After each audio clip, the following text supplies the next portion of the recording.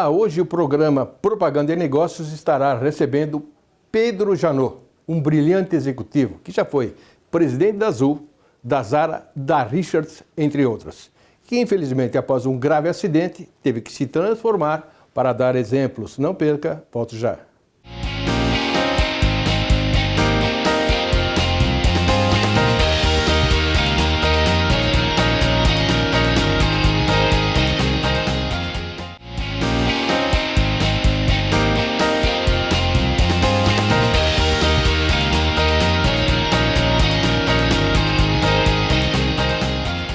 Olá amigos do Alpha Channel, mais um programa Propaganda e Negócios e desta vez aqui ao lado do extraordinário Pedro Janot, um executivo fantástico que foi presidente da Azul, trouxe a Zara para o Brasil, Richards, foi o CEO em todas elas, transformou a Azul numa potência e que tenho a honra de recebê-lo aqui no nosso programa. Pedro Janot, obrigado por estar aqui, é um prazer te ver e estar aqui comigo no programa. Décio, é uma alegria estar aqui, poder dividir com você a minha história.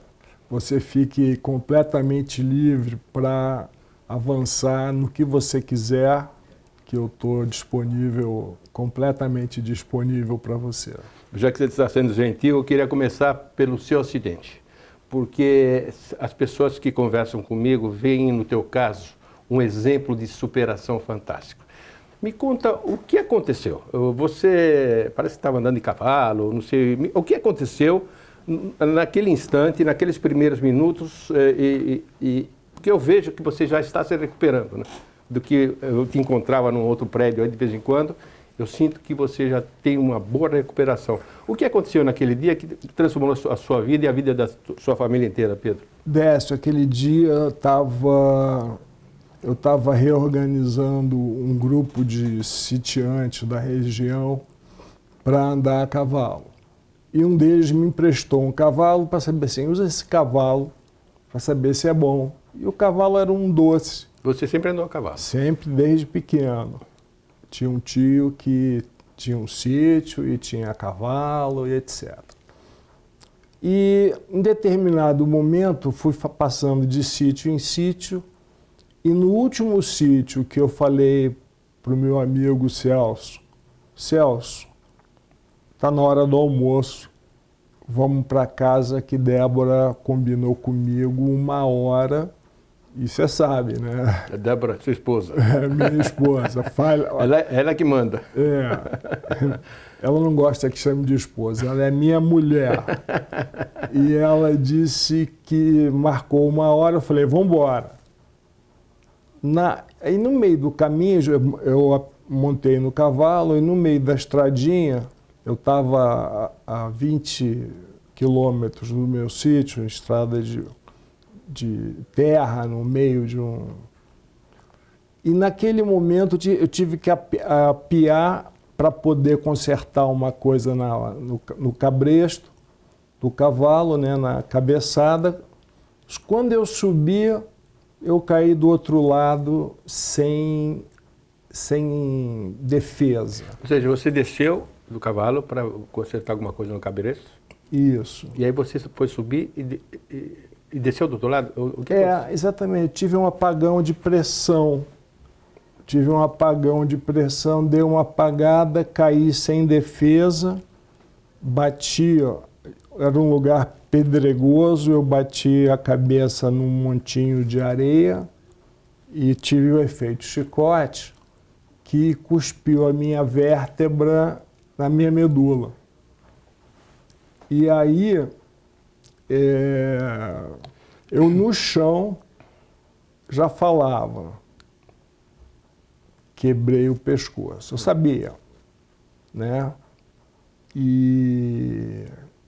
E aí foi toda uma história de virar ao meu lado, estava de cabeça para baixo, com a cara enterrada na terra.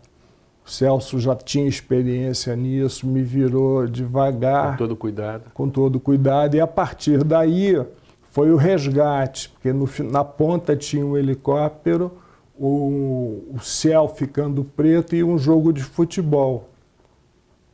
Então eu interrompi o jogo de futebol depois de um resgate que demorou 1h30, e esse helicóptero estava falando assim, temos que decolar.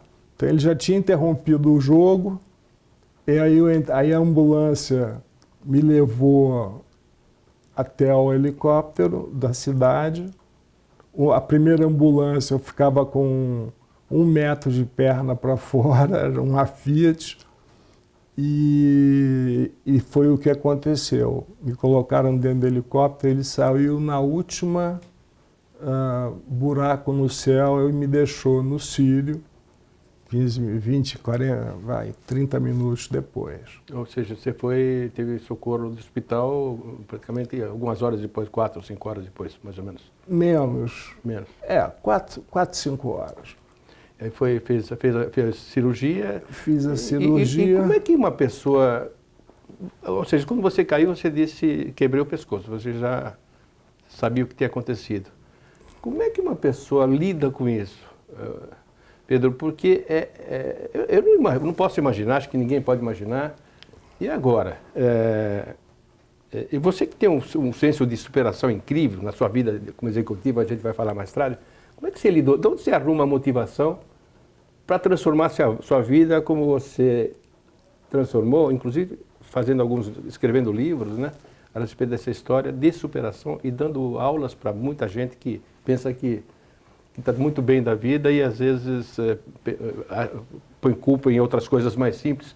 Como é que você se transformou dessa maneira? O que você sentiu? O que você passou para sua família? O que você pensou? Décio, foi o seguinte. Uma vez no chão, eu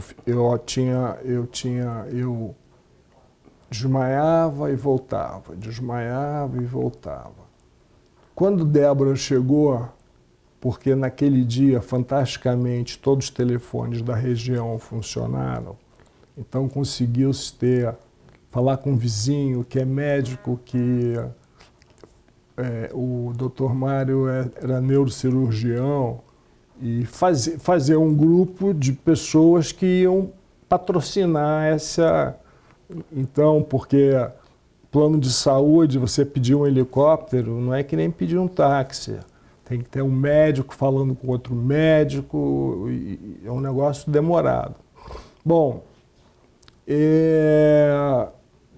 eu no chão eu já comecei a coordenar o resgate. Primeira coisa que eu acordei, quando eu vi Débora, eu falei, Débora, não quero que saia em nenhum noticiário, fala com Miguel Dal, que era o CEO da companhia. Né, você, na época, era presidente da Azul? Eu era presidente da Azul. Você não ficou preocupado com a empresa, ou seja, para não noticiar o acidente com o presidente da Azul? Então, primeiro eu protegi a empresa. Meu Deus do céu. Porque aquilo nasceu na minha mão, né? Nasceu na minha mão e de outros. E eu era o máximo responsável. E depois eu comecei a dizer, faz o Miguel botar um helicóptero aqui, porque a empresa responsável pelo meu seguro estava contando uma história muito longa, e Miguel Dal também falou, não, deixa comigo que eu boto um helicóptero lá para você o mais rápido possível. E então o helicóptero não foi da empresa de seguros, né, de seguro de saúde, e o fato que eu comecei a coordenar, não, vamos no meu carro, eu tenho um Land Rover, um Discovery, que me coube exatamente em diagonal, de fechar a porta, e eu fui em diagonal no carro com a enfermeira da Fiorino, amarrou lá o soro no teto do carro e descemos. Então, toda essa coordenação eu falava para Débora, Débora, devagar aí, porque tem muita pedra nessa ladeira. Porque eu andava muito de bicicleta e ia dizendo, devagar essa curva tem um buraco no meio. porque a sensação era que as duas mãos se fundiam uma na outra. É um negócio meio dolorido, mas não é dolorido. É como se você tivesse preso, sabe assim, que as mãos estivessem se fundindo e os pés se fundindo. Ou seja, não sentia nada, pessoas para baixo? Só essa sensação. Só tinha essa sensação. E o curioso dessa história toda é que eu tive, a medula foi machucada pelo meu disco, então a operação em si ficou muito fácil, porque era botar um disco sintético, mas teve um momento dramático que depois que eu saí da sala de operações, eu fui para a UTI e botei a mão para o rapaz, o técnico de enfermagem, botou a minha mão esticada em cima do lençol, esticou bem o lençol com carinho, sabe? E eu tomei um remédio, dormi. E no dia seguinte eu acordei e a mão estava no mesmo lugar. Meu Deus do céu. Aí começou uma outra fase, né? Entender esse troço para eu poder reagir e trazer uma coisa positiva para a vida, porque se eu for e ficar um cara negativo, um cara sem sorriso, um cara sem... ninguém ia querer ficar perto de mim e da minha família. Então, foi a partir daí que eu tomei essa decisão. Eu vou levar isso aqui na esportiva, e vou aprender qual é o meu novo ambiente de sobrevivência. Porque no final de tudo, é tudo sobrevivência. A gente vive num ambiente de sobrevivência. É verdade. Nós somos uns lutadores, nós somos fighters, nós somos... porque os empregos, quando você tem a turma empregada, quando você está começando a carreira, você está numa guerra. Guerra contra você próprio, da sua incapacidade, e guerra para aprender, e guerra para não... Contra a concorrência? Contra a concorrência. Então você está sempre nesse ambiente onde que você tem essa visão de guerra. E foi assim que eu levei a história toda. No começo, no hospital, todos os técnicos de enfermagem iam lá no meu quarto para falar bobagem, etc. Enfim, ficou um ambiente super relaxado. E eu brigando com as dores neuropáticas, eu brigando com o espasmo. Porque aí começa uma outra fase, vamos domar a ausência essa interrupção que o Pedro teve, quer dizer, C3, C4 é pescoço. Então, teoricamente, eu só teria movimento daqui da linha do pescoço para cima. Mas vocês estão vendo que essa mão subiu bastante. Por quê?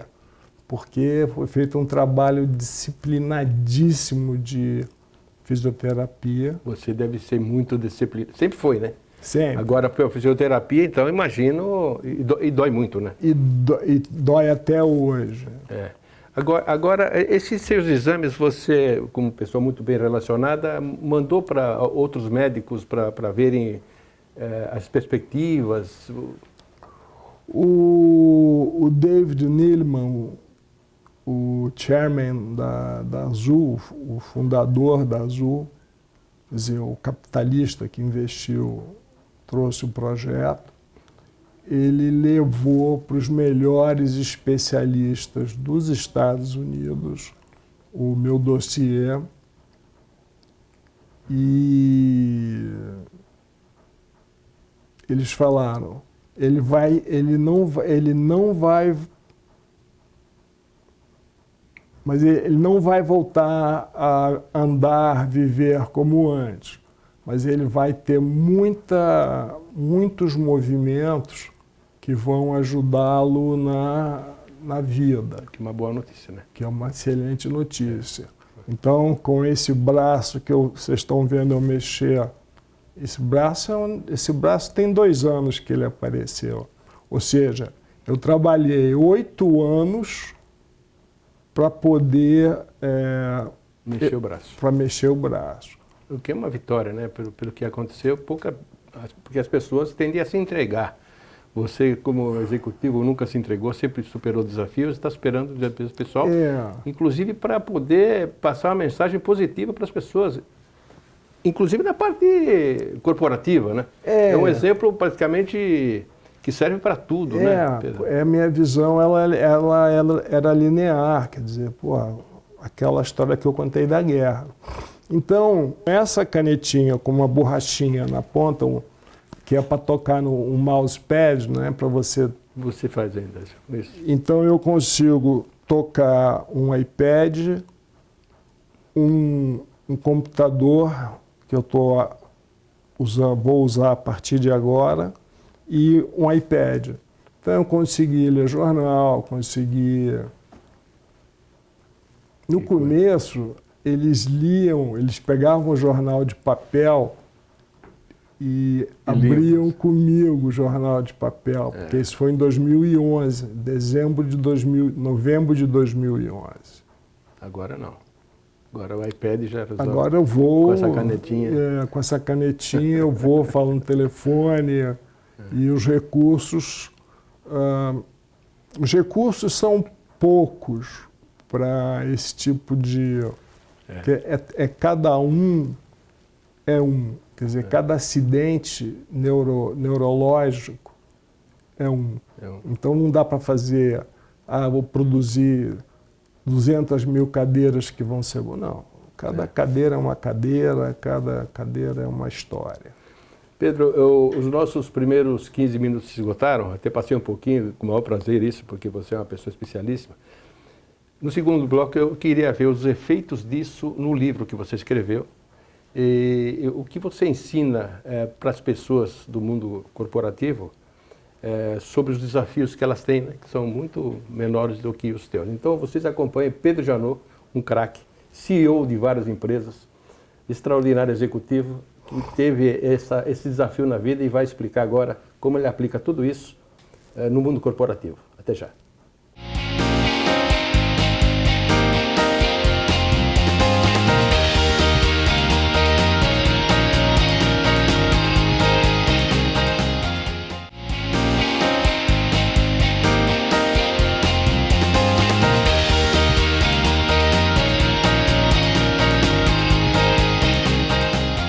Segundo bloco da ótima entrevista com Pedro Janot, que contou nesse primeiro bloco uma história, para a maioria das pessoas, não imagina como se sairia, e ele saiu de uma maneira extraordinária.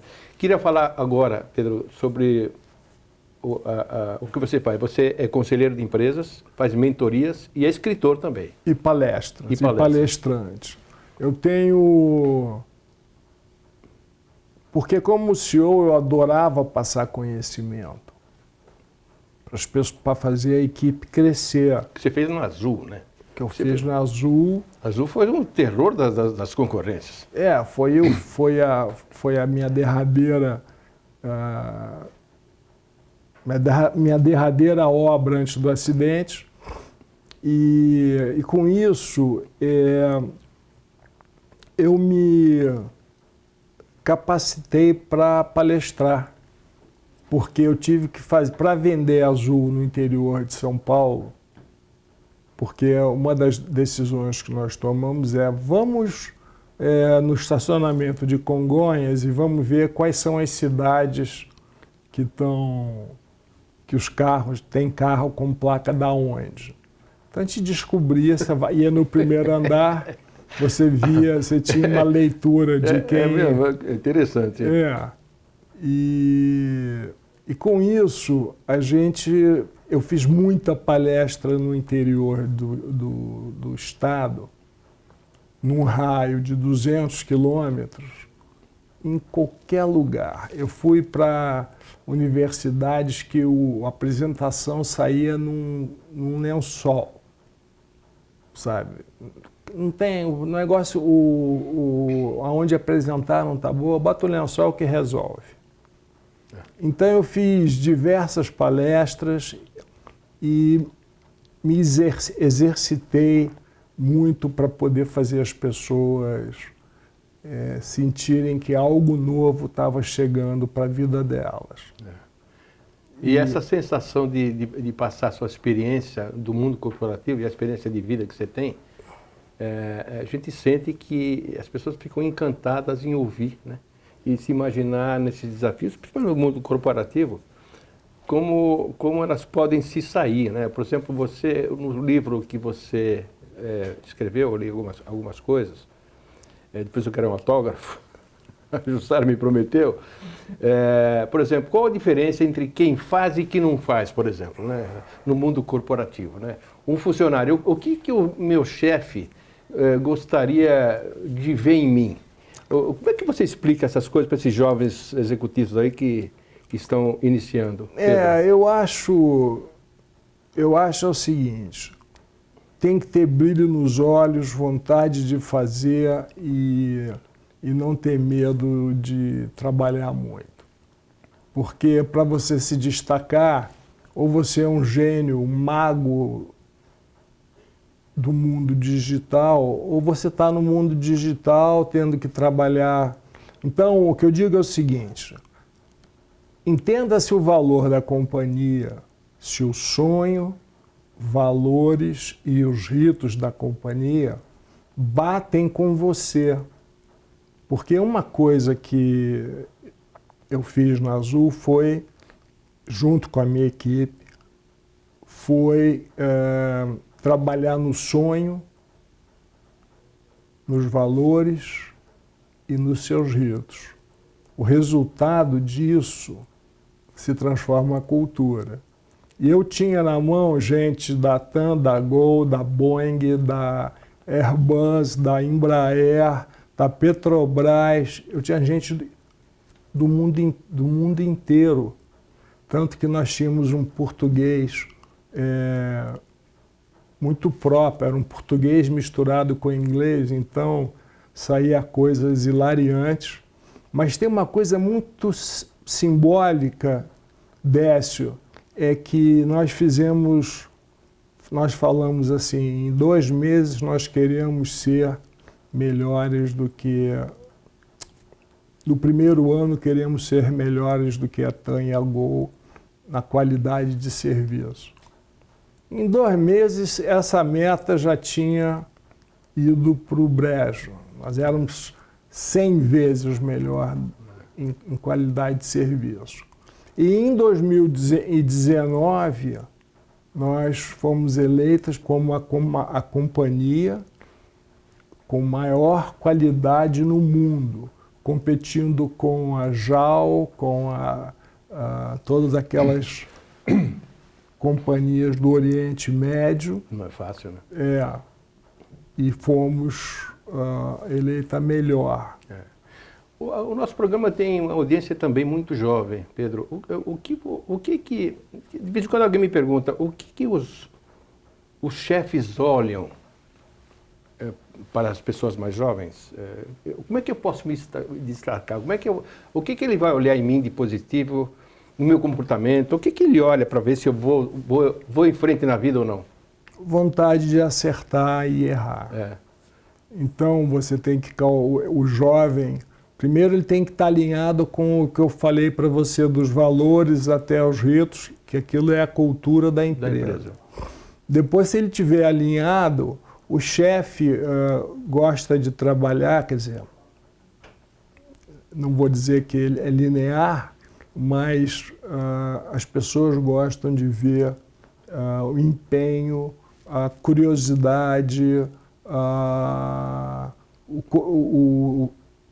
o coleguismo, a capacidade dessa pessoa lidar com os outros, porque isso é que vai transformar um jovem em algo importante para ele e não para a carreira dele, porque no final ele tem que ir para casa feliz e acordar no dia seguinte às 6 da manhã dando um pulo da cama para trabalhar. Esse é o que você já disse no teu livro, que a vida tem que ter um propósito, né? E o propósito talvez seja isso. Exatamente. Ele tem que ter um objetivo para trabalhar sempre motivado, né? Porque se ele entrar... também tem uma outra pesquisa que eu li recentemente. No Brasil, 57% das pessoas estão insatisfeitas com o trabalho Atual. Que tem. Quer dizer, é muito duro. Eu nunca vivi acordar e falar, vou lá para o trabalho, aturar o chefe chato, a empresa chata. Não, eu sempre estava em projetos que eu escolhia difíceis, né? Desafios grandes, né? Desafios grandes, aquilo me fazia levantar às 5h30 da manhã para fazer a minha ginástica, que é o único horário que um executivo tem para si, que você é dono, é o de 5h30 da manhã. Fazer a sua ginástica. Fazer a sua ginástica, tomar um café com calma, falar com os filhos, e aí você vai para a rua. Tem uma frase que também você disse que a gente só aprende na vida tomando porrada, né? E isso no mundo executivo é real mesmo? Acho que é, né? Porque se a pessoa acorda desse jeito, vou para aquele lugar chato, é melhor ficar em casa, pede demissão, né? Vai ser mais produtivo para ela, mas ela não vai ter o dinheiro. Então a escolha da empresa tem que ser cirúrgica. Seja a sua empresa, que você vai criar, porque hoje em dia é mais fácil criar uma empresa como nunca antes. E se você realmente vai conseguir fazer isso na sua empresa e na sua vida. Porque é uma atitude devida. Devida não. Vida. Ou seja, porque isso rebate para você. Você está infeliz no trabalho, você carrega uma infelicidade para casa e, enfim... É o teu livro, né? A vida é tudo o que você faz com ela, não é isso? Exatamente. Eu acho que fala um pouquinho desse seu livro aí, o que você ensina nele. Esse livro foi quando eu comecei a ver essa história de propósito, não quero trabalhar muitas horas, quero trabalhar as horas necessárias para que depois eu possa fazer as minhas coisas, né? Ok, mas tem uma coisa que determina qual é o sucesso que as pessoas querem ter. Se elas querem ter um sucesso na vida com essa rotina tranquila... É uma escolha, né? É uma escolha. Ela vai longe? Não sei. Pode ser que vá. Mas é mais difícil. Mas fica mais difícil. Então, olhando para trás, eu diria para você que eu teria trabalhado 20% a menos que eu trabalhei. É mesmo? Em dias específicos, meus filhos me... Você não viu os seus filhos crescerem? Deve ser daquele tipo de executivo que praticamente não viu, né? Não, eu via do jeito que dava. Então, eu tomava café com eles, eu conseguia ir a todos os programas do do colégio, mas eu acho, colégio é antigo, né?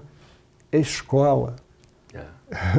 Colégio é do tempo, estou ficando velho. Do nosso tempo. Do nosso tempo. Mas o fato é que eu tive uma convivência super boa com meus filhos, eles têm hoje 32 e 30 anos, e a convivência é ótima, e sem crise, sem nada, porque eu tinha essa capacidade de trabalhar, e a Débora ajudava que isso acontecesse. Mas eu teria trabalhado 20% para se dedicar à família. Para estar mais junto dele. É incrível, né? Mas quando você estava lá, você não pensava nisso. Era dedicação 100% do seu tempo, até em casa, às vezes. E nesse momento atual, Pedro, onde a gente vê a cada dia o lançamento de uma startup, né? Que às vezes oferecem os mesmos serviços, mas uma se diferencia de outra em alguma coisa e tem sucesso e a outra não. Qual é o segredo disso? Por que algumas seguem em frente com sucesso e outras não, se basicamente é a mesma coisa para todas? Não é a mesma coisa para todas. Ou seja, as pessoas, a startup que consegue entender que aquilo é bom para o cliente dela, é inovador, ela decola. E está na frente, né? E chegou primeiro. E as outras vão atrás, tentando ser derivadas. Assim, será que tem uma derivação em que esse banco, por exemplo, vamos falar dos bancos digitais, o atual, né? Quer dizer, o Nubank entrou na frente. Tem isso, quem entrar na frente leva vantagem. Primeiro é isso. E depois o Nubank explodiu. Né? Mas tem outras pessoas que fazem coisas impressionantes, mas é impressionante porque ela conseguiu um olhar muito fino do que a tecnologia e o comportamento das pessoas, o que ele pode melhorar. Então, isso normalmente é um olhar muito fino de um empreendedor que fatalmente olha para tudo. Pedro, fala um pouquinho quais são os próximos passos. Você continuará, evidentemente, seu plano de recuperação. Daqui para frente, você vai se dedicar a palestras mesmo, a escrever outros livros. O que você pretende seguir? Eu acho que o ensinamento que você está passando para mim, para os nossos telespectadores aqui, internautas, já é extraordinário, já é um grande trabalho que você está fazendo. Eu sou sócio de uma companhia do mercado financeiro que trabalha focado nas médias e pequenas empresas, buscando exatamente essas companhias de grande crescimento. Sim, para desenvolver. Para desenvolver, dando para ela condição na gestão, né? A gente entra nos conselhos, convida pessoas importantes para o conselho dessas companhias, investimos nela e dinamizamos ela, e hoje nós vamos capacitá-las. Tem um projeto novo, além da Solon, porque é feito Solon Cap, é a Solon que trabalha com empresas de médio para alto porte dentro da PME. Nós temos uma plataforma chamada Begin, que recebe as companhias que estão decolando. É um crowdfunding. Ela abre, todo mundo pode depositar 5, 10, 500 nas empresas. E a beleza do que nós montamos na Solon, Rodrigo Fisman é o fundador e eu sou sócio, é que nós criamos um balcão de negócios junto à CVM para pegar essas empresas e colocar à disposição do público num IPO de menor escala, Extraordinário, hein? Sem ser os IPOs que a gente já conhece. Então, esse é um trabalho que eu estou muito honrado de poder trabalhar com esses meninos. São fenomenais. Rodrigo Fisman, Pat Stiller e Alexandre Amitai. São meus grandes parceiros. E o resto, eles estão tocando a companhia, até porque mercado financeiro, eu entendo peronomútil, né? Não é a minha praia é comportamento humano. Né? E depois é palestra, eu adoro as consultorias, adoro os conselhos, consultorias não, eu adoro os conselhos.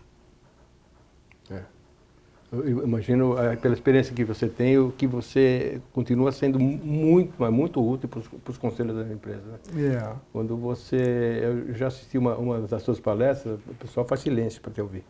É um negócio assim, uma experiência... Você é que nem o Pelé, imarcável e imparável. Não adianta vir com... Só com tiro. Só com tiro. Acidente de bobinho não te derruba. Não.